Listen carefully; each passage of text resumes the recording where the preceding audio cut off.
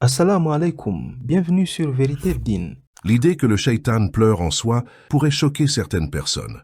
N'est-il pas une créature qui n'a aucun remords pour ce qu'elle a fait? Et donc, on pourrait même se demander s'il est même possible pour le shaitan de pleurer. Et surtout, qu'est-ce qui le ferait pleurer? Mais la réalité est que dans le Coran, il y a un verset qui, lorsqu'il fut révélé au prophète Muhammad sallallahu alayhi wa sallam, Iblis a pleuré très fort.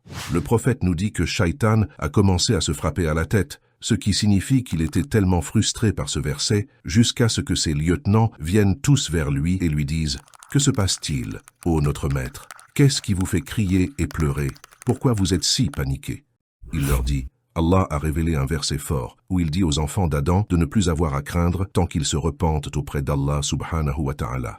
Donc, ils n'ont plus à s'inquiéter de leurs péchés. » Voilà le verset qui a fait pleurer Shaitan. Il s'agit du verset 135 de la sourate Ali Imran, où Allah dit « Et ceux qui, lorsqu'ils commettent un péché ou une injustice contre eux-mêmes, se souviennent d'Allah et demandent pardon à Allah. » Allah termine le verset avec une question. « Et qui pardonne les péchés sinon Allah ?» Et il ne persiste pas dans les péchés, sciemment.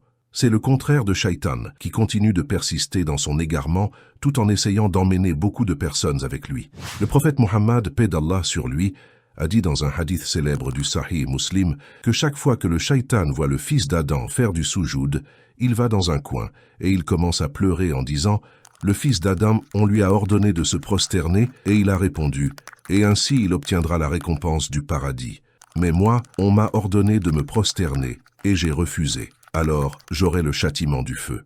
Il y a quelque chose de très révélateur dans cette histoire. Shaitan n'est pas quelqu'un qui peut avoir des remords pour ses actes de désobéissance à Allah. Ce qui lui a attristé, c'est tout simplement le fait de savoir qu'Allah annonce son pardon à tout celui qui se repent après avoir commis un péché. Dans un autre hadith, Abu Huraira radiallahu anhu raconte que Shaitan a pleuré à la révélation de la sourate Al-Fatiha. Il a été choqué d'entendre qu'Allah a donné à ses fidèles l'opportunité de demander la guidance auprès de lui 17 fois par jour. Il a bien compris qu'avec cette sourate répétée dans chaque raka'at lors de la prière, il aura du mal à égarer les croyants. Ainsi, Shaitan ne pleure pas parce qu'il regrette ses actes, mais plutôt à cause de la destruction de ses plans. Il pleure sur sa propre perte. Et vous, pleurez-vous comme un croyant ou pleurez-vous comme un diable?